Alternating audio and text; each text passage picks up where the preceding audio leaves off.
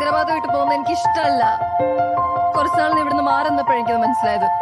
നീ എന്ന് ചോദിച്ചില്ലേ നിന്നെ ടേക്ക് കെയർ ചെയ്യുന്ന ഞാൻ എൻജോയ് ചെയ്തിട്ടില്ലെന്ന്? ഞാൻ ശരിക്കും എൻജോയ് ചെയ്തിട്ടുണ്ട് സച്ചിൻ. I love you.